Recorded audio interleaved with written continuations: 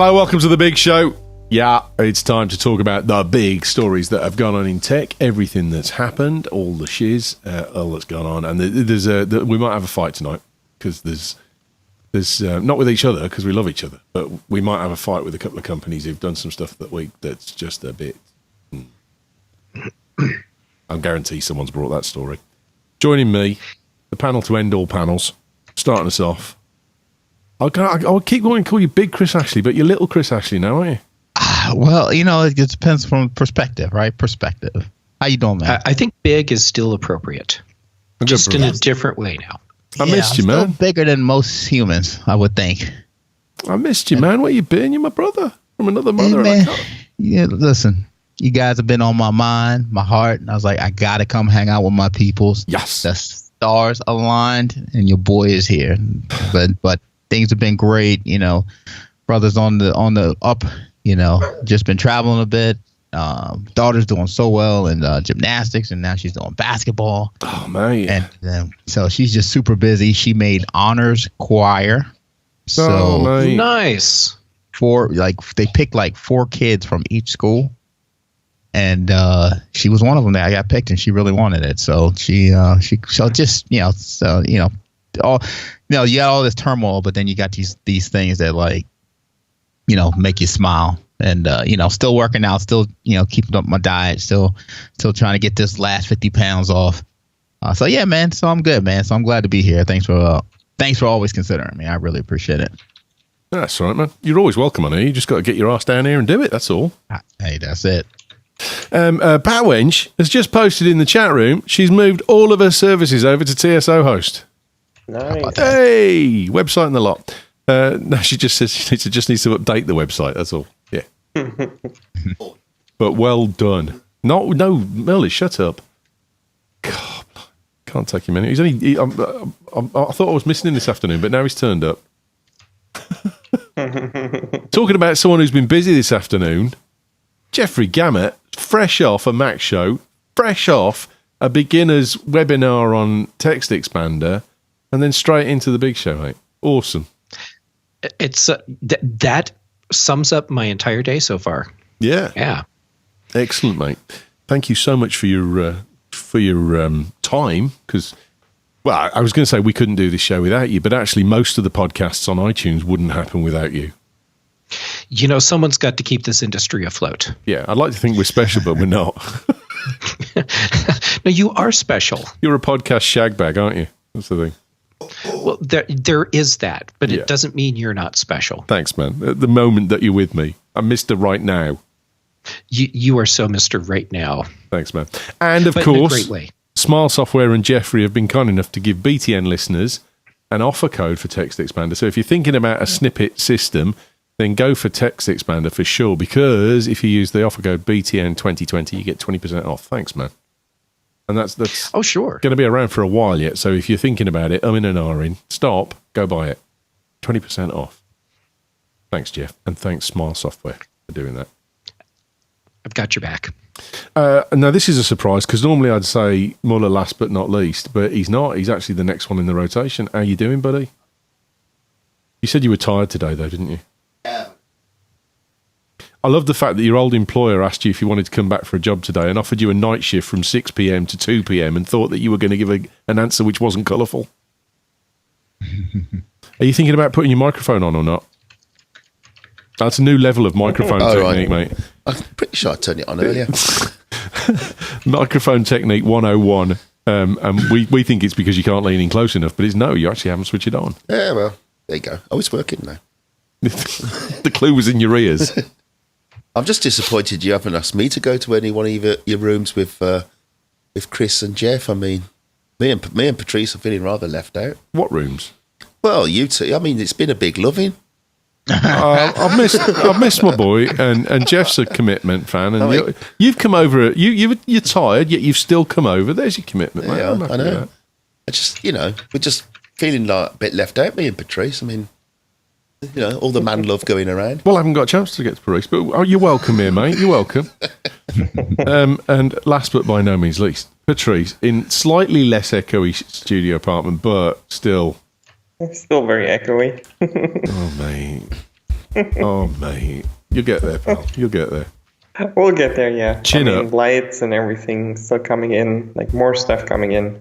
You can't get down, mate, when you know you got mates over this side of the pond that can laugh at you and take the piss out of you. Exactly. For your adversity. That is so true. Good man. Keep your chin up, mate. You'll be there. Right. Will do.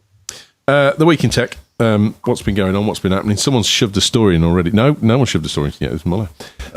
Who's going to start us off then? Do you want to? Okay. Boom. Oh no! It's a fight for who's got the. It's the same story. Oh, Muller, it's the same story. And I'm happy to tag team it with you. So if we're going to do a 1 hour and 1.5 hour show, this is 1 hour 25 minutes of it straight away. Jeffrey got there first, so Jeffrey took a Sonos speaker up. Why did you know this was going to be story one? The crazy thing is, I knew someone would bring this story, even if it wasn't me. Of course. And yet, I didn't have a backup story. Oh, I have, luckily. That's why you were so fast on the fingers, because you knew you had one chance and one chance alone. I was kind of screwed if I didn't get in first. Hello, Righty Boy. All right. I'm going to say... Righty Boy's watching. Righty, dial in on line 5. Dial in on line 5 if you want, mate. Yeah, I'm going to say if Righty had been here, you'd have got no chance of getting that story. So Jeffrey, this has poached a lot of venom, hasn't it, this week? Man, people are flipping out over this. So the short version is Sonos sent out an email to their customers saying, hey, if you have some of our older technology or older products, you're not going to get any more software updates for them because we just can't continue to support the older stuff. And if you have newer products and they're mixed in on the same network as older products, your newer products won't get software updates either. So the only way to continue to get software updates is to take all of the old gear that Sonos has off of your network and either just not have it or replace it. And so people are flipping out saying, this is ridiculous. Why shouldn't I not be able to have new features on the new components that I have, even if it's not supported on the older stuff?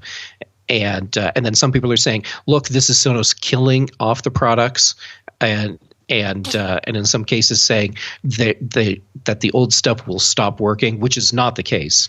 But yeah, there's a lot of people that are pissed off because they're looking at this and seeing this as Sonos telling customers, look, if you want to keep using our products, you just need to buy new stuff.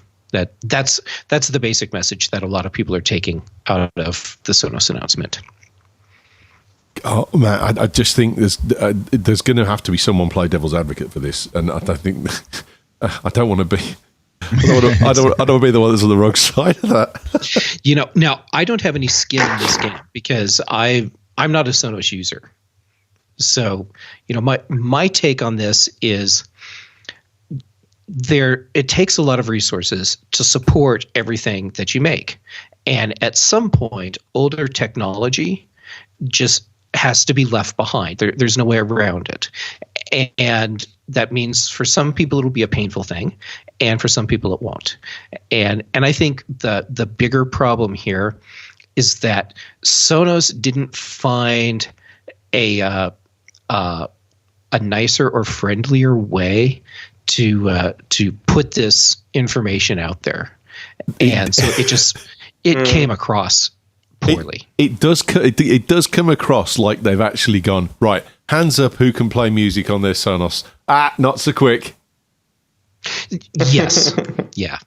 This is a messaging problem, really. It's a recycling nightmare, though, isn't it? I mean, there's going to be loads of people who will take them up on their offer of 30% discount. And then what's going to happen to all this plastic and metal? I mean, half these machines are only 7 years old. Yeah, this is where I've got a problem with it, because basically you're making a product which is using an awful lot of natural resources and which then is of completely no use whatsoever, and it just becomes a doorstop or a brick or a piece of landfill, and that's not okay. Yeah, I don't agree with that. Mm-hmm. I mean, I think Jeff is right. I mean, it's a PR disaster. It's also like, it makes sense. At some point you have to decide what you want to do. Like, if you want to offer new features, I mean, Sonos already didn't ship, I think, AirPlay 2 and stuff like that for the older devices because, like, supposedly because they couldn't, probably also for marketing reasons. But like ultimately, at some point, you have to cut ties and say, okay, this is like we want to do new stuff, we want to do more exciting stuff, and we can't do that if we string along like 10-year-old devices.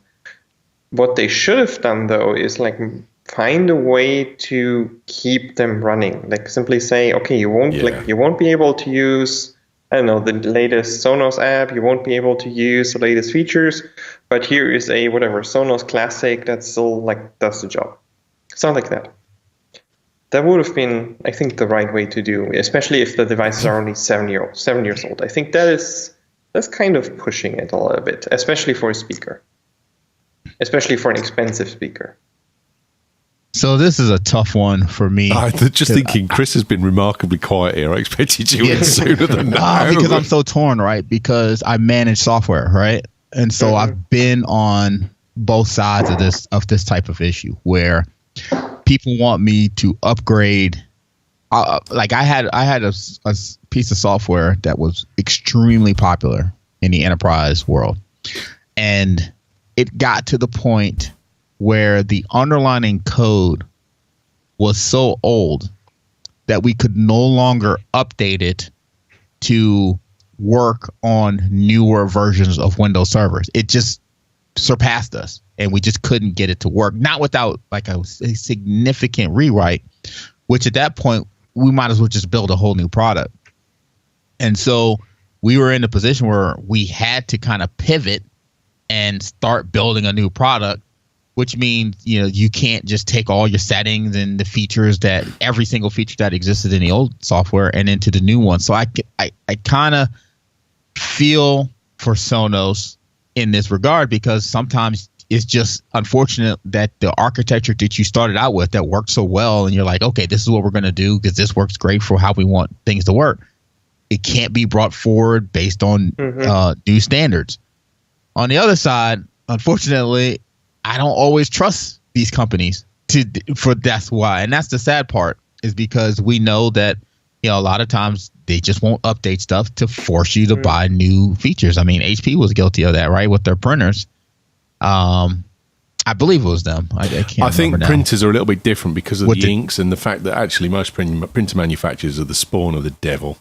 Yeah, it was the drivers with the Vista, right? They didn't want to develop new drivers for Vista, and you know, Vista took a bad rap, you know, for that aspect. I mean, it had other challenges, but still. So I kind of torn on it, and the thing is, I'm kind of glad this is happening now, because I'm actually been very interested in Sonos over the last 2 years. I've been kind of watching it. I've got friends that use those use it and love what they get out of it, and so I've been actually considering diving into Sonos and getting a couple speakers over a period of time. And that's I think the biggest part of this that kind of sucks, right? Because a lot of people aren't just going to go drop $4,000 for an entire house of Sonos stuff. They're going to build it over a period of time. So you're building over a period of time, but you're not finished, and now you've got to junk some of the devices. So that part, I don't know why you would have to remove older devices in order to update ones that are still covered.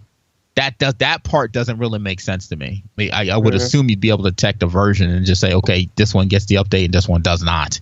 So that part doesn't make sense to me, which from there leads me more to believe that this is a more ploy than software.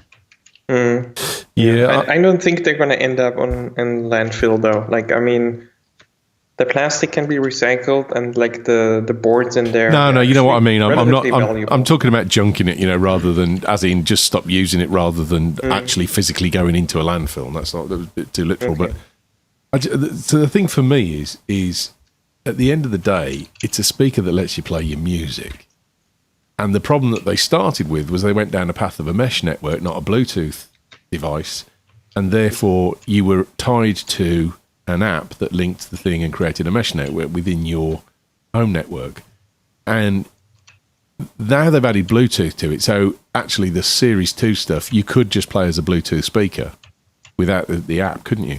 But you can't with the original stuff. So that's... it was Wi-Fi. So it wasn't a separate network. It was a mesh. It created its own mesh network, didn't you? So you could link the speakers together. You didn't have. You didn't have to have a Wi-Fi network. You could link the speakers together and play it from the iPhone app. I'm pretty sure you could. I remember the ones I set up definitely were linked to my Wi-Fi. Yeah, you did, but I'm sure you could set up a mesh network where the speakers link to each other, and that was the whole point. But the thing is, it's just a speaker that plays my music, and that's the hard part. Is that I've got loads of speakers that play the music because their functionality is basically down to Bluetooth, and until you get rid of Bluetooth, they still work. But so now I'm just sitting thinking, well, look, if this thing doesn't update, that's fine. If I keep an old phone and I keep an old copy of the software app, but then you're kind of like, well, actually, the app will start to look for updates for itself and say you can no longer use this app. Right. And that's where I've got a real problem with it. Is as you said, Chris, if you said, right, we're going to issue the Sonos Classic app, and that will deal with everything up to Series 2, but anything before that is on the Classic app, and then everything's going to have to go in the new app that comes afterwards. Yeah, fine. I think that I've got no problem with that. But to say that you're going to spend £500 on a speaker, and then in 7 years someone's going to tell you that speaker will no longer play music, there is an awful lot of fool-aid in that. Mm-hmm. There is an awful lot of saw you coming, boy, because that ain't right. It's just a speaker that plays your friggin' music. Yep. I mean, I still have my sound system that I bought when I bought this house 15 years ago, and it still sounds great. I'm never getting rid of that system. You know, I spent a ton of money on it at the time. You know, it was like $2,000. I wasn't making $2,000 money to be buying speakers, but I saved up and bought them. And and I still use them. So, 7 years is way too short of a lifespan. My dad has got for something that expensive. My dad's got a Philips Dynatron system that still plays vinyl, and it sounds amazing. Mm-hmm. And it's older than me. It's older than me.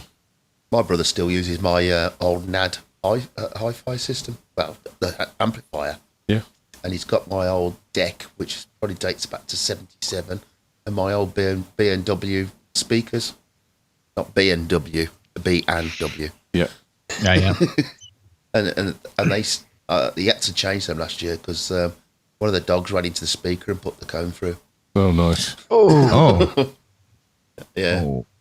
Should have left the cover on. Should have had the dog put down. They look so cool without the cover, though. Yeah, they really do. Yeah, much better. Mm-hmm. Yeah, I get where the venom's coming from, and I think there is an awful lot of justification in it. There really is. I mean, it's not done well. I agree with both you guys there, but it's just a speaker that plays your music. That's got to come back to the original thing. It's. I mean, I've still got Muller's given me his hi-fi for my little Mac collection here. I can only get it to play with my iPhone 3GS plugged in the top, and it won't charge anymore. I have to charge the 3 up first and then put it in and play it, but it still plays. You can put a line in. There's a port at the back to put a headphone jack in. No, it plays through that. Just putting the 3 in the slot, but the problem is the slot doesn't give any power to the 3 anymore, which it used to do, I guess. So might give it to iMen Max, have a look, see if they can fix it. But no, it still plays its music, and it's 15 plus years old now. Yeah, it had a great sound when I bought it. It still has, mate. Trust me, I played it the other day with Richard Hartness when he was down here. So it's excellent. No, not real much word from the. Batman. She's just saying she's happy she's got a really cheap CV soundbar. Bob Beach says he's still got a Rotel amplifier, which works brilliantly. Most of his stuff works on valves. No, Bob's got everything. Bob's got Sonos, I know he has. But yeah. Actually, by the way, I looked up the story from Sonos, like the release. It's actually they're stopping software updates, so like it kind of still works. The question is just how long. Like nobody knows how long it's going to work. But the bad thing is that if you have a newer device, like you have one of the old devices and you have like a new Sonos 5 or like a Sonos 1, they are not going to get updates either because all devices in your network have to be on the same firmware, on the same software version. Yeah, that's the divide that gets me. Yeah, that's kind of bad. The only thing I can think of is that maybe there's one master. and then they all pull from the master, and if they, they won't be able to communicate anymore with the new updates. Maybe they're changing the architecture. I can think of things that may cause that type of scenario, but you would think, okay, different storage. You master send these files to those speakers, and the rest of them pull from this other side. There's probably ways around it. And I've had these conversations, right? It's like, what are people going to say when we drop support for this, that, or the other? Even when you're trying to follow Microsoft guidelines, right? Microsoft kills off a version of SQL, and you're like, we're not going to waste time testing against that version if it's not supported. And then you start getting these emails, oh, such and such customer who's been with us for 10 years, and spend this, they want you to still support it. I've been there, man. I've been there. Yeah, I think the problem that you've got is the fact that I don't think anyone would care about their app being updated. It's the fact that the email that they sent out said that your listening experience will be affected. And that's the key. That clearly says, I'm sorry, but your speakers are going to stop working. And what is going to happen to all these speakers? Because apparently they don't want them back. They just turn them off so they can't be used. So what do you do? Keep them in your loft and hope they're going to be worth somebody one day? Or do you just take them to the dump and they end up in a landfill? Sonos has a program for, and I'll do air quotes, recycling speakers, where if you buy a new speaker, there's a process you go through to let Sonos know that you bought a new speaker, and then your old speaker, even if it's working perfectly fine, will get bricked. So it's not usable by anyone ever again. And then I don't know if they send you a box to put the speaker in and ship it off to a recycling center or what, but it seems like a very short-sighted system for dealing with people upgrading equipment, because if you use that system, you're taking a perfectly good and perfectly working product and intentionally bricking it so it can never be used again. Yeah. Righty's put in the chat room, Sonos never heard of a network. We have multiple systems and operating systems at work, and we have to work to keep them up and running. If we just pulled support, we'd be crucified. Not a best way to get repeat customers, says Backwench. Good point. Yeah, really good point. Well, I mean, the end result for me is that even though I've never been a Sonos customer, I found their products intriguing. But at this point, I don't see myself ever buying Sonos products. I have two, because I managed to offload one back to James Rickards the other week, luckily, before this happened. Bad luck, James. But I think, Sony audio products are long-lasting. I think one of the things that they've got is that they've had to include this idea of integration in for voice assistants and all that kind of thing with the Zigbee stuff that went into the last module. And that's creating a legacy requirement within it because they have to keep up with that. But actually, I never wanted that. I just wanted my speaker to work. I just wanted my speaker to play music from the app that I had. And I think there's an awful lot of people are sitting there going, well, that's all I do is play music from the app. Why is this a problem? Yeah. And it will like be. My mom. Yeah. All she does is listen to an online radio station. That is it. That's it. Through us on our speakers, and that'll all go away eventually. Yeah, I have to agree with Jeff, because this definitely is, even though I don't own a Sonos speaker, so it doesn't affect me now. It's like, I would be pretty pissed in another 7 years. They're like, well, we got to do the same thing again. So that's definitely put a little hitch in my giddy up. Yeah, we're going to obsolete your speakers in 7 years, but we're also going to halve our prices. Okay, I get that. At least I'm going in eyes wide open. Sure, there's only a board or some electronics inside, and you could open it up and replace the electronics and carry on using the speaker. Well, best of luck with that, mate. Muller, let us know how you get on with the Sonos speakers you haven't got. Well, I've seen breakdowns of them, and there's not much inside them. Surely they could sell a kit. You just open it up, replace the motherboard or whatever it is, and carry on using it. The speakers themselves are good only enclosures and normal moving cones. I feel a business coming on, Muller. What do you think? Yeah, but you probably need to get licensed somehow. Well, no, because they don't want it anymore. Don't think my electronics. That's going to be my defence in the High Court. Is going to be, well, you said you didn't want it anymore. Not my fault. Who's Sonos' competition? Do they have? Apple? I mean, I know Apple has their speaker, Amazon? but I don't know if it really. Google. Amazon Apple. speakers are going to be bigger, aren't they? Yeah, Apple, Amazon, Sonos, Sony do some as well. Sonos has always suffered from being its own environment, though, hasn't it? That's the thing. And now it's done this, it's still stuck in its own environment. It's not an open platform that people can send stuff to. As well Amazon has an Echo Studio. Okay. Yeah. And you Never got heard of IKEA. Isn't IKEA. Bose doing something like this? Yep. Yes. Yep. Yes, they are. It's my whole home audio setup, and granted, my apartment isn't that big, but it's Echo Dots with bookshelf speakers plugged in. Yeah, perfect. I don't think Bose speakers sound that good. Every time I've heard them. I've never been a fan of Bose speakers, but their headsets neither. I find phenomenal. But their speakers I don't like. Bit bass heavy for me. There's no definition. We tested them like a couple of years ago when my mom wanted a system, and like they were horrible. Really expensive, even compared to Sonos, which isn't cheap, and not very good.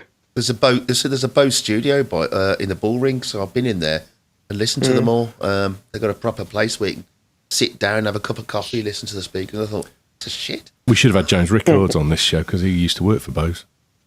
You'd have been squirming about this point. No wonder. No one I used to. Right, he says, surely people will just go and get 30 quid smart speakers, and if they get screwed by Google Amazon, they can go up for the next one without spending much cash. If my £600 play bar stops working soon, I will be incensed, says Bob B. Yeah, they're not cheap, man. That soundbar, they have 2 soundbars that are like $700. Yeah, they're not cheap. Man, Good story. That went on long. We need to cut that one off, otherwise we'll carry on all night complaining about it. So someone else can have another one. Patrice put one Patrice in. put it in That's next. 2016. Yeah. Yes. Talk us through it. NASA actually released or revealed their payloads for the first commercial moon cargo deliveries, which I found really interesting. And they're sending 16 payloads up, and it's covering anything from like science experiments, some tech. Like there's it's called like a Lunar Node 1 navigation demonstrator, which is like an autonomous navigation system for the lunar surface, stuff like that. So they're actually trying a lot of also like interesting tech on the moon now. I'm trying to get rid of a freaking Google. I hate this. Look, the Google adverts at the top of the page, and it won't. Oh, piss off! I can't get the. Oh, sod off. There we go. Hasn't ESA and NASA said they want to return back to the moon in the next 5 years? Yeah, 2024 is the target right now for a crew to actually return to the moon. Like the commercial crew, like the test flights that are happening right now, that's all in preparation for that, or like in part. And they're going to take that's a pretty aggressive timetable. Well, I saw a Yes. program on British TV, and apparently they want to take this printer up, and it basically uses the moon dust To make a lab, yeah. And what they're going to do is if they build it underground, these little blocks will be made, and then they can cover it with more. Well, no, they've got a dust. 3D printer that makes concrete, hasn't it, and squishes it out and adds the water to it. But you could, because moon dust does look like concrete, doesn't it? Or it is. It looks like cement. Well, they're actually, I think some of the experiments are actually To melt it. Actually testing that. There is one that's called SEAL, like a surface exosphere alterations by landers, which like tests the response of the moon dust by like when the landers land and stuff like that. So there's a lot of like really interesting stuff going on the moon right now. Like it's kind of like nothing happened on the moon for a long time, and now all of a sudden like they're sending a bunch of stuff. It's Apple's fault. It's Apple's fault. I'm not sure about that. They're probably Russians and Americans either side of a crater. The thing is as well, you say it's a pretty aggressive timetable for going back to the moon at 4 years, and there is I totally get that, but there's a bit of me's also going, well, we've been before, You know, it can't be like. Surely we've been before, but a lot of the technology that we used to get to the moon has been lost. Yeah. And so we have to figure out how to do this stuff again. Yeah, I mean, remember, we haven't been on the moon for how long now? 70 years? How much? 50 years. Mate, you can get away with the odd slip in English for a second language, but you're not going to get away with a slip in maths like that. Yeah, it's about 50 years. Oh, yeah, it's been 200 years since we were last there, definitely. King Charles was on the throne. Oh, you never know. No, it's 50 years. Yeah, but I mean, that means like we've forgotten and lost a lot of things. Technology has changed. Like, I mean, right now the US doesn't have any capability of sending crew up. Like, it's all the Soyuz capsules. I think it's all Russian right now. And Soyuz capsules, Russia doesn't have the technology to go that far with their spacecraft. No, they haven't got the propulsion. The Atlas rocket's the only one that's going to get there, isn't it? Or the Dragon, the SpaceX one. Can't we use a Tesla? Yeah.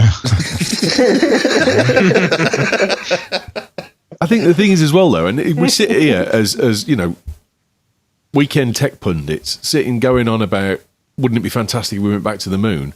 And all of us sit and do not think for 1 second about the fact that if it goes belly up, you die. And that's the thing. Is it's like, you know, there was someone said, has anyone ever had a beer on the space station? And Chris Hadfield went, why would you do that? Why would you go into the place where if there's a problem, you've got 3 breaths to solve it and put alcohol in your system that would slow you down? Why would you do that? And no one thinks... Exactly, why would you do that? And someone says, have we had sex in space? No, I'm too busy making sure that the spacecraft's going to pop and I'm going to die from rapid decompressurization to think about shagging. It's just, you know, why would I do that? And I think that's the thing is, like I say, as weekend warriors, we sit here and just think that it's a game going up there, and it really isn't. Apparently, no, it's not. I did see not yet, at least. Did see a program on that. Apparently, you can't really have sex in space because you're. Muller, that wasn't a cue for you to postulate about sex in space. That was me saying. I'm just saying. Apparently, your that's my plumbing don't point. work right. I think actually, Muller, my point entirely right there. Have they noted if they have the appetite to send humans along? Because I'm seeing that these ships are unmanned, and yes, that's the plan for 2024. Like, they're sending the unmanned probes and everything, and like preparing everything, and then 2024, 2025, that's when they want to like send people over. But I think you've got to create. They've already picked the. I think they've already picked the crew. Even like it's already decided who's going to go and all of that. They're going to send the first woman to the moon. That was the plan. Nice. You know, when Apollo 11 landed on the moon, even with all the testing that had been done leading up to that first lunar landing, there was no guarantee that the rocket engine on the ascent stage from the lunar excursion module would actually ignite. Well, they did that on 10, though, didn't they? They did a low orbit ejection to check that it would burn out. Yeah, but they didn't know if it was going to start up from the lunar surface. I mean, like, it was a serious concern. So much so that President Nixon had 2 speeches prepared for the end of the mission. Yeah. And the first one was, you know, this is a wonderful thing, blah, blah, blah, hooray for us. And the other one was the sacrifice that these 2 men have made because they can't ever leave the surface of the moon. It will not be forgotten, and it's a horrible tragedy, blah, blah, blah. Yeah. And they didn't know which speech he was going to read until that engine ignited. Yep. So I mean, so that's just how crazy difficult this is. Yeah, I remember seeing there's a guy called Kevin Fong who's a journalist come doctor. Yeah, he is a doctor, but he's done a lot with NASA and on nutrition and stuff like that and existence in space. But he's also an A&E doctor, and he went round the shuttle when it was still flying. There was a program on the BBC about it. And there was a guy that was taking him round, and he walked past the shuttle, and the guy said to him, "Don't touch it." And he said, yeah, but I just want to reach up and touch it. And he said, why would you do that? Because, these tiles, why would you risk putting grease from your hands on these tiles? That means that they could ignite, they could dislodge, they could bear more heat than they're supposed to. And you put at risk, the crew members just so you can touch it. Yeah, but I just want to, I've got a terrible urge to touch this thing. He said, everyone does, it's fine, but no one touches this. But don't do it. Yeah. It's that critical, and we just don't get. I don't get that. I'm the first to admit I just don't. I get it, but I don't think about it. Yeah, I'm like, I want to go to the moon. No, I don't. I really don't want. I'd shit myself if I went to the moon. I'd be like, no, I'm going to die. They're never going to get a spacesuit to fit me. We've got to have we've got to have a building up there which is cast iron. One not made from cast iron because that'd be too heavy. But you know what I mean. It's got to be cast iron safe. It's got to be absolutely. This is an environment which cannot fail. And then we can send people to it on a more permanent basis. Yeah. I mean, there's a reason why NASA and SpaceX, they tested the Crew Dragon, the ejection system recently. They basically blew up an entire rocket just to test whether the ejection system would work. Simply because they know they did do that can go wrong. They did that on the Saturn V as well, because that's when they put the little jets on the top to pull the module away. Yeah. Yep. Yeah, that's a standard test. Yeah, it's a standard test, but why? Because they know stuff can go wrong, and they want to save the human lives. That's the only reason why that exists. I think if you look at Challenger, we'd got into a situation with Challenger where it was a routine thing. Going into space was safe and fun and worth watching on the telly all the time, and lo and behold, it wasn't. Thanks to a cold Florida morning, and it just.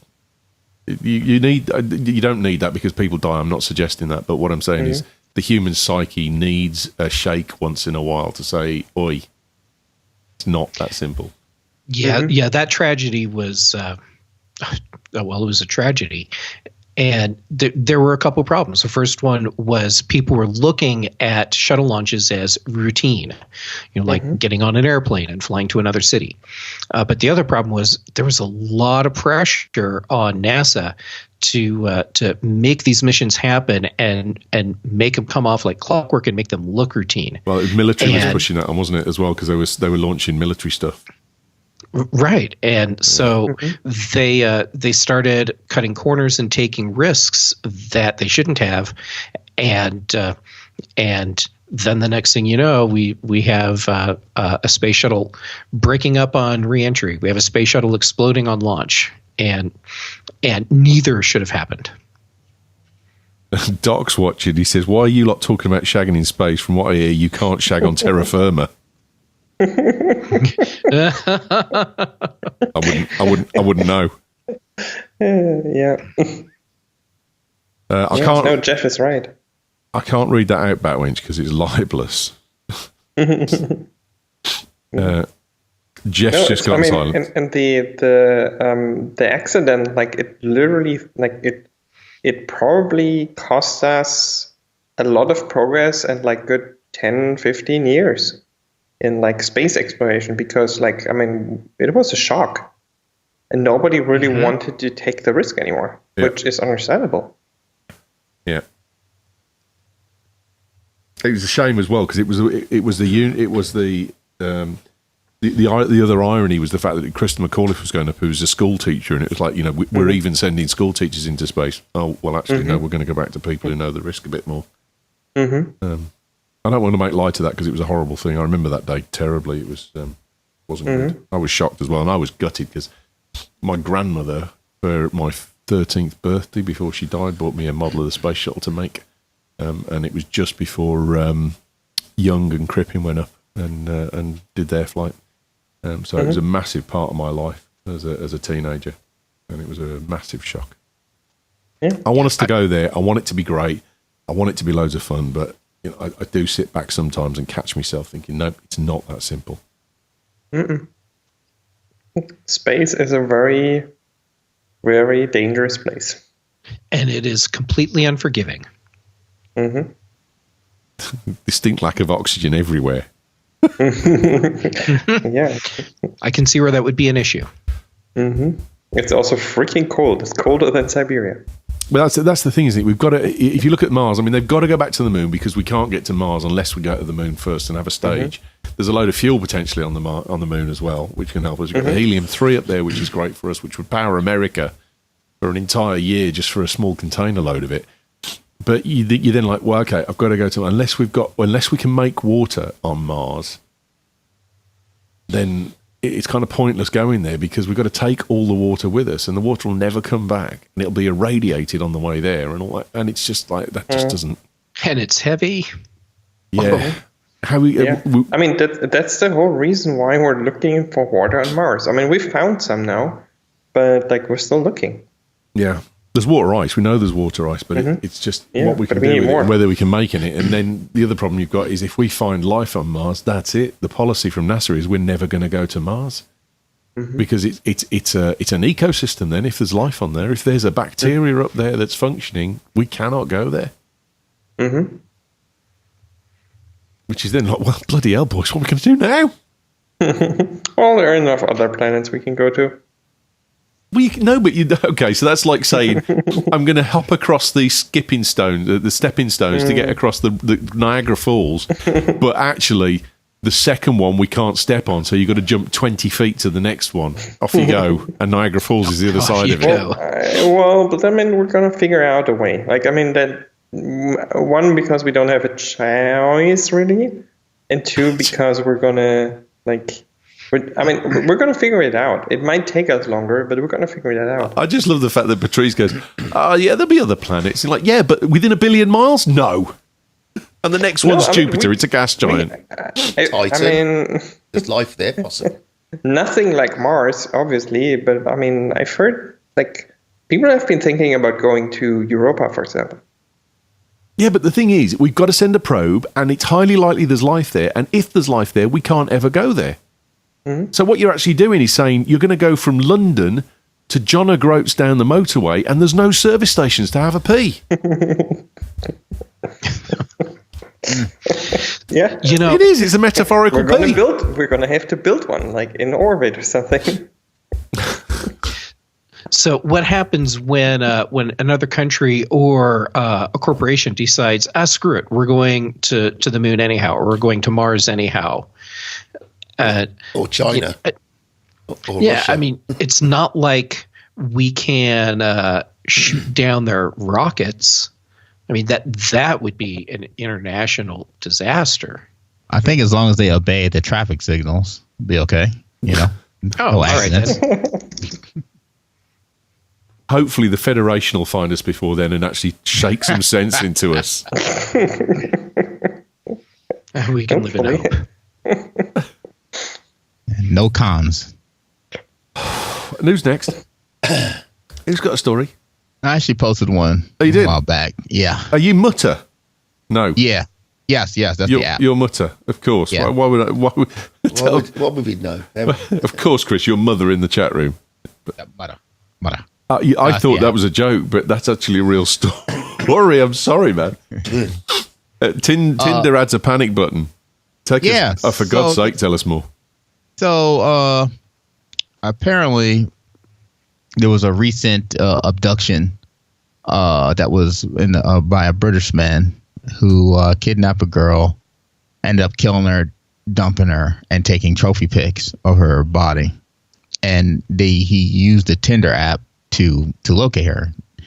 And for me, I'm old school, I did all my gift to gab up front, but man, I have a friend of mine who grew up with me, but he recently started dating, and he's using apps and, dating left and right. And I was like, man, the world really has changed. And then it kind of hit me. It's like, oh my God, my little girl's coming up in this world. So I started trying to pay attention to, around these dating apps and, the stuff that these folks are using.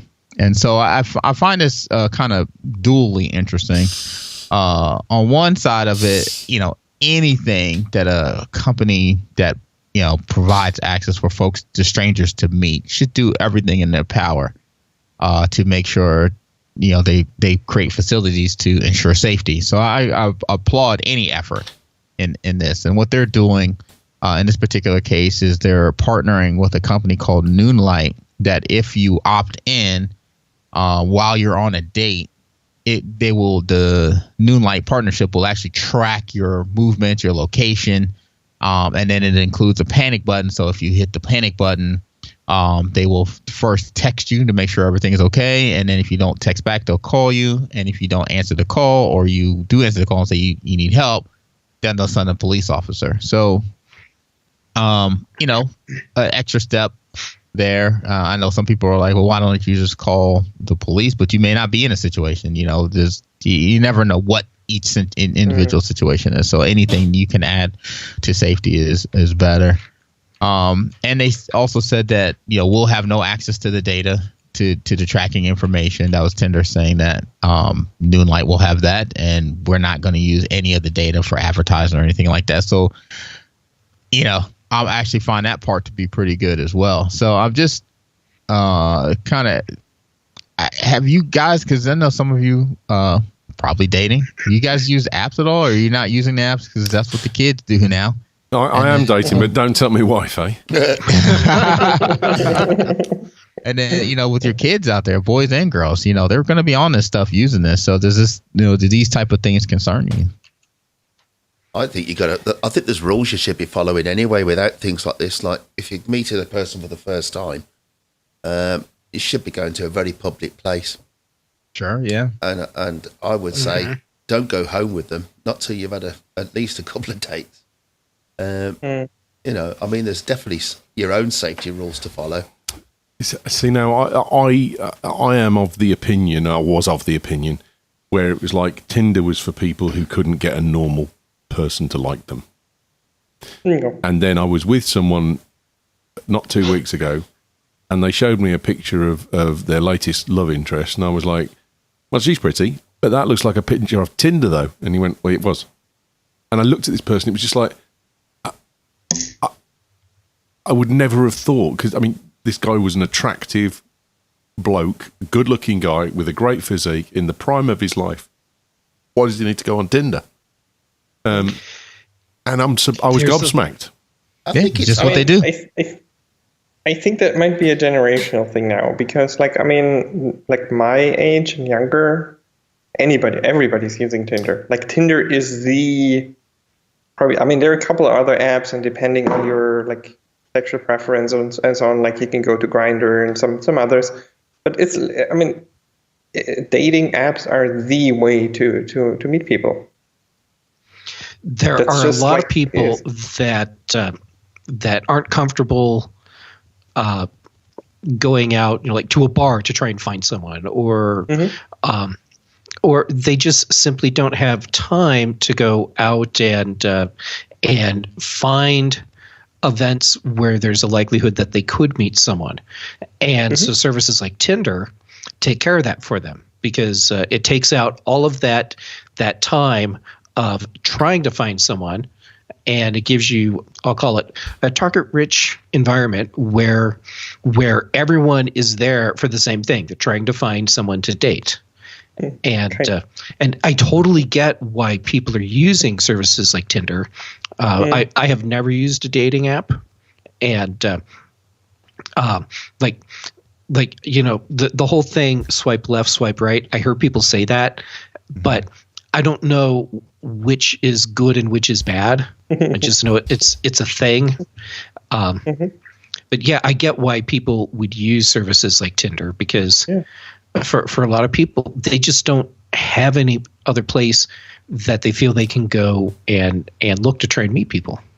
Yeah, I can tell you that personally. It is if you're working 10, 12 hours a day, especially in a high stress management position, and you're surrounded by, one, dating in the workplace is kind of an issue anyway, and then you're surrounded by basically, 85-90% men.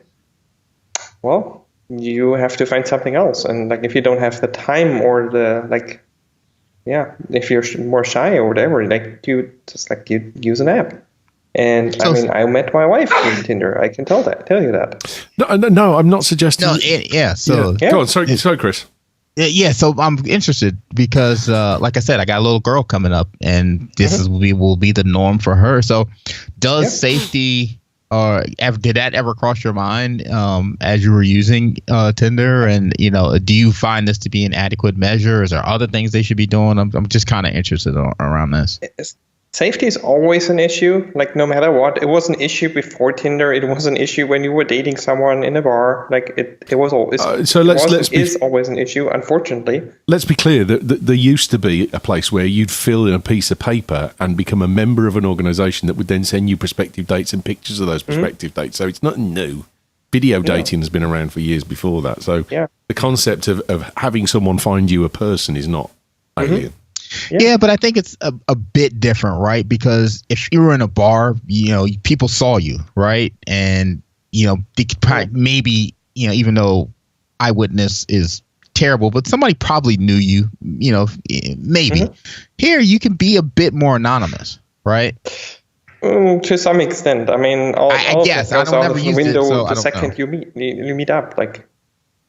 It kind of the issue is, I mean, someone can literally, like, you meet up with a guy or girl, the other person can slip something in your drink while you're not paying attention, and I mean, stuff can happen. Like, that happens all the time. But that's not Tinder. It's probably not like the norm, but it happens. But it's not to do with Tinder. It's not. It has nothing to do with Tinder. Yeah. Like, it's literally, you meet someone through Tinder. At some point, you're gonna go out on a date. To be honest with you, we used to get lots of complaints of women saying they were roofied, but when you actually worked out what they'd had to drink, they hadn't been roofied. They just drank half a bottle of vodka or a bottle of vodka and a load of Red Bull. Yeah, but then I'm sorry, we're not going to lighten that situation in any way, because if a woman is drunk and is incapable of saying yes, that's a no. Let's not mix that up. But the thing is, what I'm saying is that I don't think roof is as common as people think. I think a lot of people use it as an excuse for over drinking and then getting themselves into a situation that's dangerous. I think if you're going to, but it doesn't. Both happen. Like, it's. I mean, it has happened, but it's not as common as you think. Well, not in England anyway. Yeah, it's still. I mean, at that point, it doesn't matter. Like, however it happened, like, it happens. And that's exactly my point. That is not a thing. If you say, well, you drank so much that you didn't get roofied, that's fine. But you were at the point of being incapable of giving consent. Oh yeah, that's a rape. But the thing is, what I'm saying is that if you're going on a date from Tinder, you really should be keeping your wits about you, not drinking too much. Everyone should. Totally agree. And tell your mates where you are. But it's not Tinder. And have a plan for a taxi home and stick to the time. So maybe say, I'm stopping till 10, then I'm going whatever happens. And if I'm not home by 10, my mates are going to phone the police. I absolutely applaud the fact that Tinder are linking up with someone to try and make something to make it safer to use their service. Well done. Absolutely. There is no negative there, 100%. But it is not Tinder's fault if you are incapable of protecting your own safety by making sure that you do not drink so much that you cannot decide to make an adult decision to do something with your own body. That's not okay for you, but it's also not okay for the person who misuses that trust and does something that they shouldn't. That's still wrong. Yeah, it's kind of like, on the other side, even though I've always, I always get annoyed with companies that seem to overstep with their tracking and their stuff like that. But call me a hypocrite, but in this type of case, I'm actually okay with it to some extent, right? Because, I know if my daughter went on a date and she disappeared, I'd definitely want to be able to track her down and, figure out what's going on. So, hats off to them for doing something. I don't know if it's enough. I mean, Jeff used an analogy there about, there's people that aren't comfortable about going to a bar. I never got a decent relationship from going to a bar. I had a lot of great nights. Thank you very much. And it was good fun. And the person knew it was good fun. And I knew it was good fun because we saw each other across the room. We smiled. We hit it off. We had a conversation. And that was the end of it afterwards. But you never meet people for serious relationships. It's a 1 in a million or a 1 in 1,000 or a 1 in 100,000 to find someone that you're going to marry across a crowded bar. And it's the same with Tinder. Tinder's a crowded bar. But is that the really standard? That's probably a high standard. No, but what I'm saying is people have got this expectation about, I've got to be in a relationship, I've got to be in a serious relationship. All my friends are in serious relationships. Therefore, I go to Tinder to try and find a husband/wife. And actually, Tinder's no better than going into a bar, because in a bar, you'll only find a quick shag. You won't find a relationship 99.9% of the time.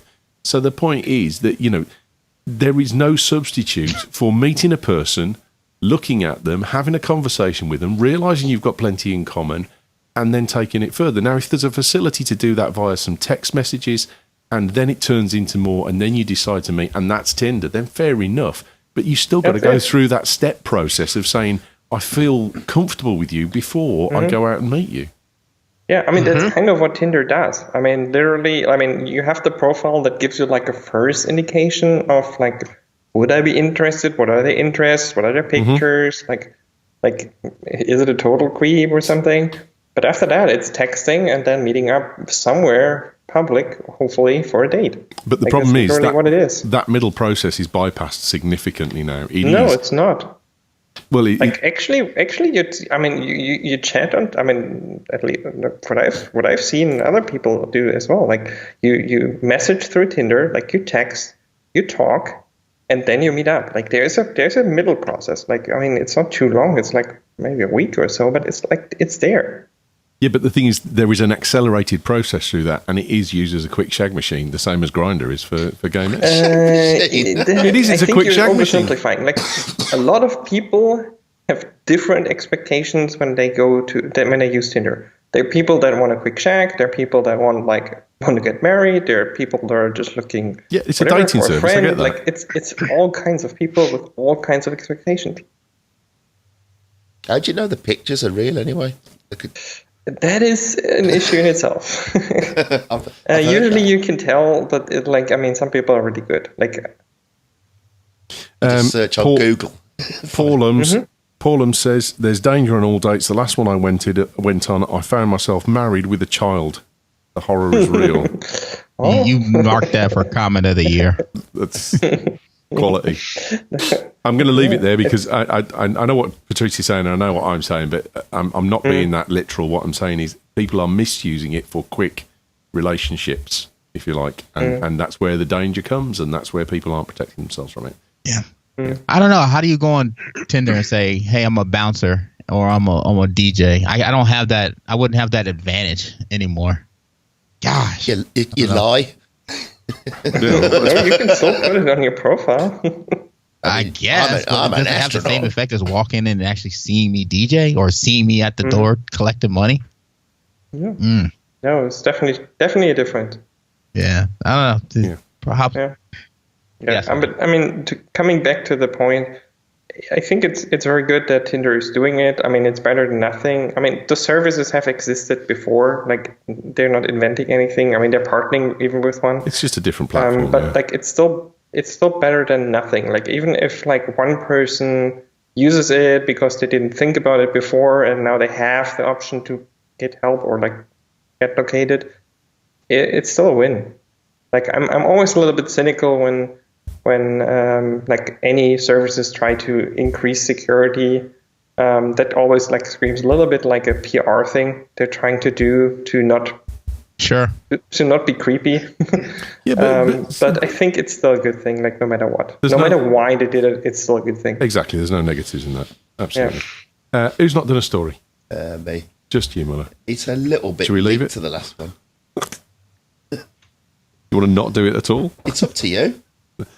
Influencers being off in... No, definitely do it.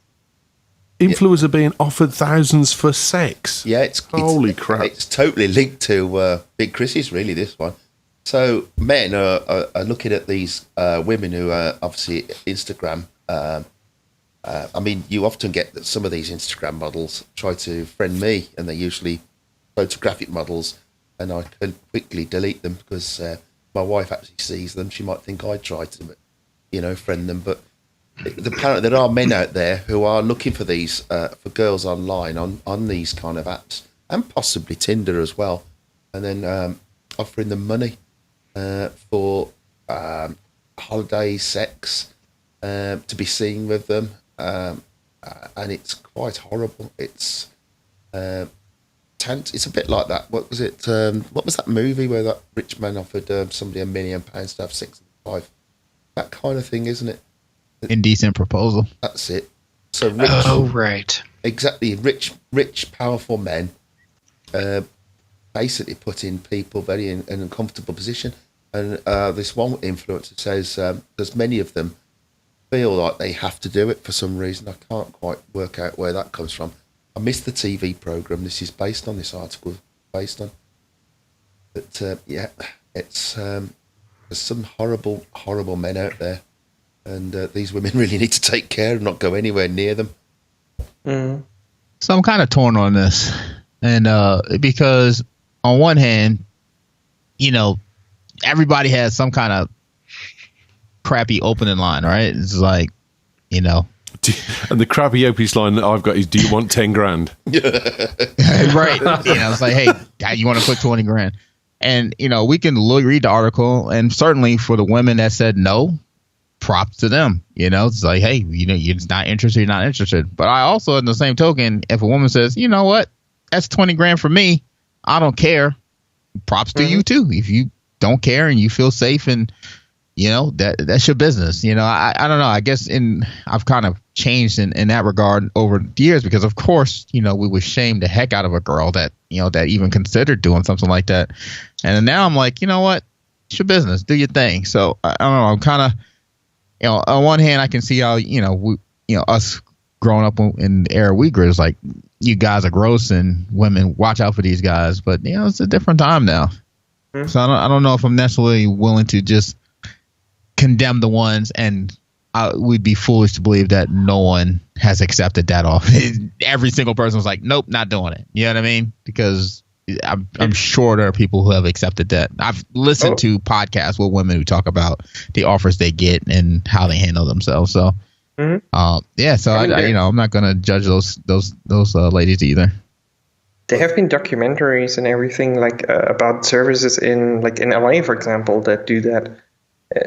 I'm with you on that one. Like, I mean, it's always a little bit like there's a balance. Like, it can go into exploitation pretty quickly, which definitely is not okay. But if someone, like man or woman, like it actually exists in both directions, decides to do that and accept that and be okay with it, then it's their choice.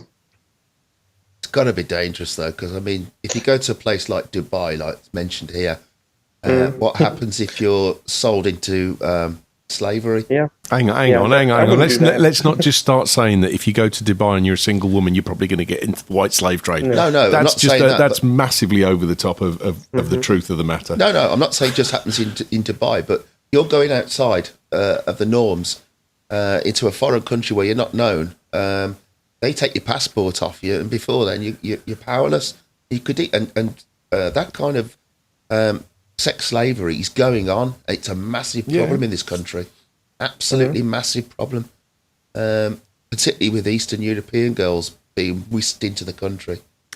You know, we do some shoots here for models, and there's a few photographers have used the studio, and they've turned up with their model and done shots of them. And some of those models then put those pictures out on Instagram or out on social media, and are therefore followed by the opposite sex quite heavily because the images that they've got are revealing.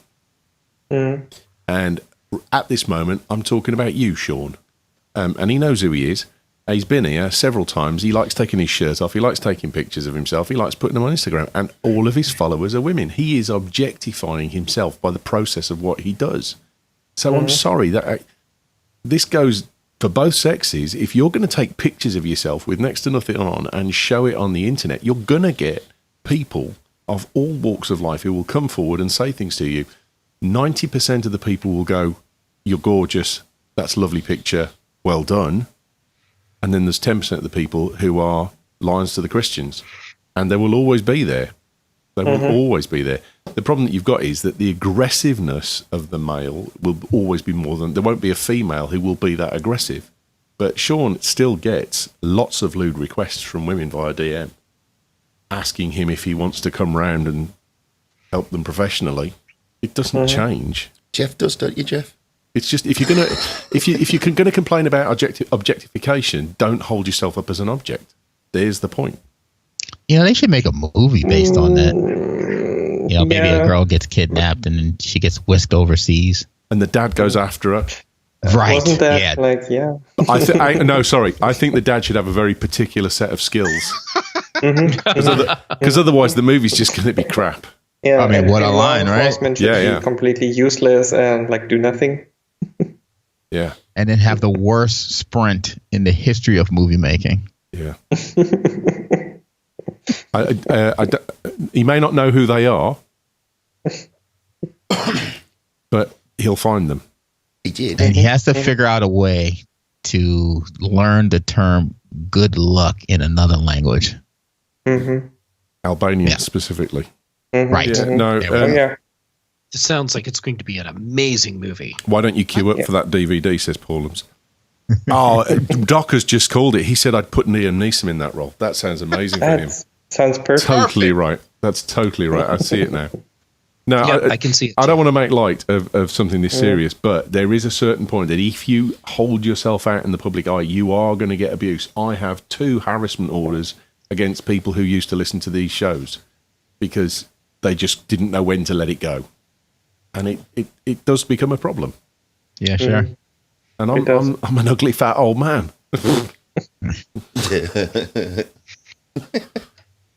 If you hold yourself out in the public eye, you're going to get emails that you open one morning that just say wanker on them. And I have. Yeah. So. I just think it's very, very worrying. That surely they should have some way to block these. Well, they probably have, but block them properly. Sure. You can block them. That's the whole point. If you don't want that kind of thing, just block the person that's made the offer. But you've got to realise there are people out there who are going to make the offer. So just stay away from them when you get the opportunity. I tore one of the people that we've got a harassment order against. I tore him a new arsehole. And when the police approached him, he said that I'd been mean to him. And it was he'd written to me and he phoned me up at midnight on my mobile. Don't know how we got the number, but he phoned me up. And I'd worked out who he was, and I went online, found him, went to my cousin's house. He got 9 companies that had gone bust behind him. He was registered on about 8 different dating sites. So when he rang up the next time, it was like, well, at least I can keep a business running. Well, at least I can keep a wife. Wow. And he ended up putting the phone down on me. And then when I told the police, he said, "You shouldn't have done that, Mr. Rankin." No, maybe I shouldn't. Yeah, I've got a little sympathy, but not a lot on that one. I got far more sympathy with the other story that we just had. This podcast and all the others is brought to you by TSO Host. They are fantastic. They look after us, and we say it every week, but we really mean it. All the shows that we've ever done are on our servers. You can go back and listen right to the very first Mac show and Big Show, back when we just did audio alone. Anything that you want, go to them, use the offer code BTN20, and you get 20% off your hosting basket. It is superb. You cannot do without them. But that's not what they want necessarily from us. What they really want is the social recognition, the brand recognition. So you have got to get out on the social medias and say thanks at TSO Host for supporting at British Tech, because that is what's important. So please, please, please get out there and give them that brand recognition. It's really, really crucial. And the other people we got are iMen Macs. Now, if you own a Mac or an Apple phone or any Apple device, if it's got a few issues with it, then like a cracked screen, here's my old cracked screen, see? Dropped it on the floor, made a right mess of it. They fixed it and they gave me a brand new screen, and that's it. Dead easy. They can do any iPhone model that you've got. They can also do stuff with your MacBook. So if you've got a damaged key or something like that, that's fine. If it's something that Apple aren't interested in, so say you've got a legacy machine, you're over 5 years old, but the thing works pretty well, it's just got a faulty cable maybe somewhere. They'll get in, they'll solder the logic board, they'll do all the fine stuff and get it back to you. Any repair that they do, 6-month warranty automatically on the repair, so that's not a problem. And if you've lost your data, don't worry, because they can even get your data back. And we had a photographer find out to us on Twitter today. He said he'd lost data. And Ian Lewis recommended iMen Macs to get his data back, which is awesome. We love them to bits. And make sure you tell them that you came from British Tech Network, because you get a discount if you do. Well worth it. And again, get out on the socials. Do thanks at iMen Macs for supporting at British Tech, please. Right, time for the cool things. Start us off, Christopher. So, one of the things that I've been doing lately is trying to, and I've talked about this before, is keep compacting all the stuff that I travel with, and so when my computer died for work, instead of getting a new computer, I got a Surface Mini. And it's been the best thing. I've had it for over a year now. Can do my PowerPoints and everything on there and still travel with it, and it's light as hell. And then I found a new travel bag to use. Hold on one second. Preparation is everything. He's going over. He's going to get his travel bag. If you're not watching on audio here, he's coming back. He's got his travel bag. He hasn't got his earphones on, so he can't hear me taking the piss. All right. Here we go. I'm going to be quiet now. So I'm a guy that doesn't want to wear a fanny pack. Yeah, fanny's a different word in the UK, mate. Oh, well, sorry. What do you guys call fanny packs over there? A bum bag. Bum bag. Yeah. Bum bag. Okay, I'm not into bum bags. Okay. But I wanted to find a really small backpack that could fit my Surface and or a small bag that could fit my Surface and my base electronics, and then here you go. So I found this little guy. It's called a Zencada bag. I found it on Amazon. It's got a single strap, so it's definitely not a bum bag. It goes over the shoulder. Okay. And it's real nice, man. It's got nice quality zipper, extra pockets inside, outside. My Surface Mini will fit right in there. My charger, and the one cool feature that I really like is the fact that it has a spot on the inside where I can hook up my battery, because it has the ability to open in the backside. Let me get to it here.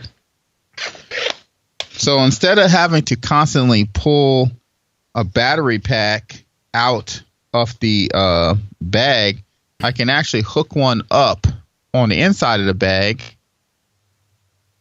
and then it has a charge port on the outside of the bag, so I can just plug a cable directly into the bag, charge whatever, and I don't have to take the battery pack out of the backpack.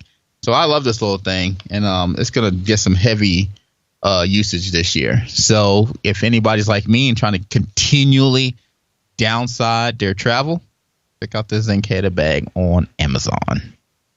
Excellent, mate. Cool. What did you say the price was? It was like $29, I believe. Oh, that's nothing. Yeah, cool. Good price, mate. Yep. Jeffrey, what do you have for us? Well, first I have just a little fun thing for you, and then I have my actual pick. So here's the fun thing. There's a guy that put together a website that has recordings of dial-up modem handshake connect sounds. And it's, for those of us that remember using dial-up modems all the time, it's definitely, nice and nostalgic. It's cool. Just 1 second. You used to be able to get up, didn't you? So you could do phone freaking.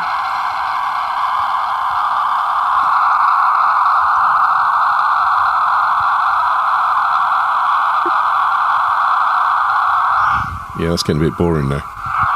Yeah, if you do a faster modem, you'll get more sounds, because there's the different sounds for each connection speed handshake.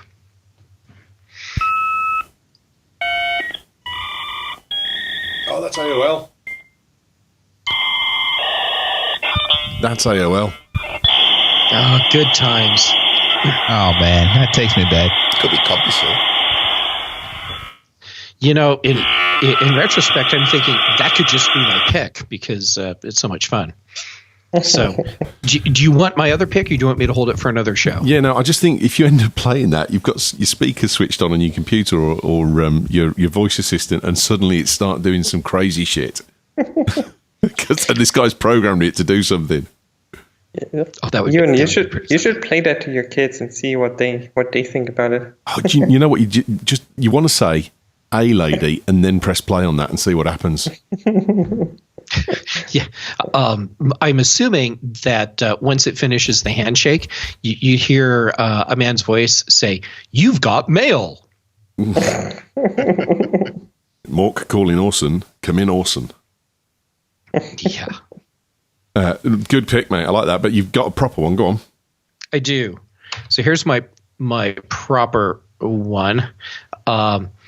It's a pen that I was given as a gift, and it's a titanium pen. And unscrew the cap. There you go. Screw the cap back on the other end. And so anyhow, so it's a very nice pen. It balances well, and it's lightweight, but it's not so lightweight that it doesn't feel right in your hand. But the other cool thing about it is that it's designed so that you can use, it's like over 700 different pen cartridges in it. So whatever pen cartridge you prefer, there's a good chance it's going to fit in here. And and it just like it unscrews. And so can you put like a normal ink cartridge in there from a fountain pen and that kind of stuff, and it'd work? Or yeah. Wow. Yeah, the cartridge that I have in here right now is actually it's the same thing as. There we go. So this came out of my 4-color pen, and so what I did was I pulled the little push button thing off the end, and then it just fits inside here without that on. Wow. And you screw everything back together, and you've got a pen. Swiss Army pen. It's a really nice pen. So it's the Big Eye Design Thai Arto titanium pen. $85, but not that Jeff knew that because it was a gift. So there you go. Right. Excellent, mate. Lovely. Muller, what's your cool thing? Okay, I'll just get it again. It's a podcast because I've not really I've bought some but I've not had it yet, so I'll get you the link. And it's called Film Stories by quite a well-known bloke. I think he must be in the industry, called Simon Brew. And he basically just talks in depth about a couple of films. If you're interested how films get to be made and some of the... what's Freaking Boxes? Oh, well, it's linked to that other thing of chefs used to use them to... I thought that was your bloody link, you muppet. Oh, right, sorry. If you want to pick that, but that's highly illegal. Right, here we go. Because you know about Freaking, don't you, where they used to get long-distance calls, particularly in America, using different boxes, different sounds. Right, okay. Sorry, moving on. So the Film Stories is just an interesting podcast by this guy called Simon Brew, who clearly has... links it into Hollywood because he seems to know an awful lot about the way Hollywood seems to work and about how scripts get made and brought to production, and talks about background stories about some quite famous films. I've only listened to a few, but they are quite interesting. Well worth a listen if you've got nothing else to do. Excellent, mate. Yeah, cool. Good one. Patrice, what have you got for us? Well, I got another podcast. It sounds weird. It's the most boring podcast you can imagine. It's called Sleep With Me. And no, it's not about having sex with someone. It's literally, if you have, like, I don't know, you live alone or, like, I don't know, you have any issues falling asleep at night, this podcast is for you because the guy has been doing it for, I don't know how long. I think they have like 180 episodes, I want to say. And he does stuff like, I don't know, read. There was a recipe recently in the feed. Like, I mean, it's really crazy. He reads the most boring stuff, and it's intentionally that way. Like nothing too exciting, no really like news or anything that would stimulate your brain, anything like that. It's like just one. Like, I think it's an hour and 10 minute long episode where he just reads everything just in one voice and just keeps talking and so on. No pauses, nothing. It's literally, it's intended to be lull you into sleep. It's really good. It works. Okay. So I can just highly recommend that. You've given it a 5-star review and said utterly boring. Exactly. That's the point. It's utterly boring. I have heard other people just rave about the podcast because it helps them sleep. Yeah, it's kind of the podcast version of counting sheep. I've got an even better solution that I roll over to the wife and say, "How was your day?" Oh.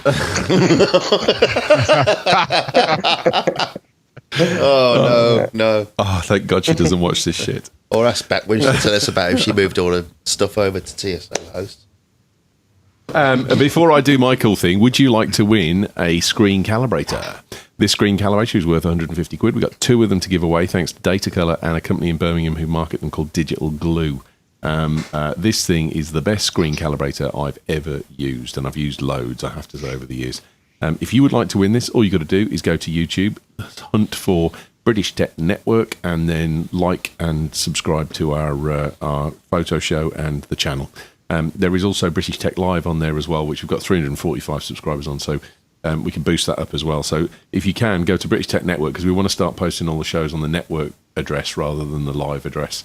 We'll keep that for the live shows and stuff if we ever do them again. But get on there and transfer your subscription from the network over to the British Tech Network address, and we will pick 2 winners from the people who have subscribed to us, and we'll be in touch, and you'll get one of these. My cool thing is it's a bit niche, this one, I have to say. Now, I don't know if any of you know this, but we got I did a podcast, and I've got to edit it and post it. But we did a podcast for a company called Vidiri.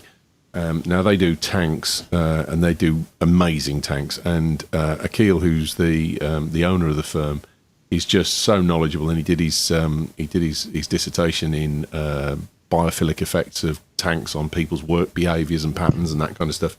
And he does an awful lot of stuff in offices to help people improve their productivity by putting in fish tanks and biophilia. And he gave me a beautiful tank with some fish, and it's he designed it to fit my job, which is on the railway. I've got petrified wood and I've got gravel and that kind of stuff, which was lovely. But he said, you just need to buy yourself a heater because these are marine fish. So I said, okay, that's cool. And he recommended that I go and find one that had got a temperature gauge on it. And if you've got a fish tank and you need to keep it up to marine temperature, this is a 50-watt heater, but it's actually got the temperature of the water on the front, and it's also got a little remote control unit. So you can say, right, I want the water to be 24 degrees, and then it sits and it maintains it at 24 degrees, and that's it. It's got a little thermostat that cuts in, keeps it going, keeps it moving, and it shows you that it's at 24 degrees. So you can see if you add new water or something like that, whether the temperature's starting to get low, and then you can wait until it heats up again and then add a bit more water so that you don't chill the fish too much. It's a bit niche, I know. I get you don't all have marine fish tanks, but it was really, really cool, and the little bit, the remote control unit was brilliant, so it just kind of got me. Yeah. If you want any of the links, if you really, really want a heater for your fish tank, that's fine. Go to BritishTechNetwork.com/chat, navigate to the 23rd of January, and you will find all of the links for all of the cool things, all of the stories that we've done tonight. There, right there. Right then, chaps, where can we get a hold of you, Chris? You can always find your boy on the SMR podcast. Go check us out on smrpodcast.com, on iTunes and the Android store. Just three folks, me and my homies, talking tech, talking politics, every once in a while, talking whatever. We may talk about, who's got the best looking face one day, and who's got the best beard the next day. So it's a lot of fun when you cannot listen to us on this show and not feel like you've known us for 10 years. So come check us out, smrpodcast.com. Of course, you can catch me on Twitter and a little bit more on Instagram now. Right. Listen, good having you back, brother. I hope you're not going to be long before you're back again. I hope not, man. Thank you for having me. Love having you, pal. Love having you. Jeffrey, where about you? I am over at textexpander.com and JGamut on Twitter and Instagram. The Mac Show earlier in the day before this, and I bounce around to a lot of podcasts, so I'm easy to find. Excellent, thank you. Muller, where are you? Muller Biker on Twitter. I'm also on Tinder, but My picture's not me. I've changed it for some famous actor, obscure one that you won't know very well. So come and check They me wouldn't out. be very famous then, would they? Well, he did a few, bit of a background artist, you know what I mean? Yeah, the people have got to remember that the voice has got to match the picture a bit, mate. That's the trouble with you. Oh, yeah, I could talk like a Peaky Blinder. Thanks, mate. Moving on. Patrice, where would you be? Well, tomorrow I'll be assembling furniture, and other than that, Bad luck, mate. every week here on the Big Show and the Mac Show, and everything I do on thepatrice.com. Excellent, mate. Thank you very much. We'll be back. Oh, so the photo show's back. So don't forget to go and watch the photo show and enjoy that. And we'll be back again next week on Friday this time. So we just did this tonight because I've got to go to an awards evening tomorrow night. A friend of mine's up for an award, and I hope she wins. And it'd be great to be there while she does. But we shall see. I'll let you know on Twitter if she does. You can get me at Ewan Rankin. You can get the network at British Tech, and you can follow my Instagram account on at 12 Space Media if you want to. Back next Friday for the live shows as normal. 4 p.m. for the Mac Show, 6 p.m. for the photo show, and 8 p.m. for the Big Show. Have a really great weekend. And we'll see you afterwards. Take care. Thanks for listening.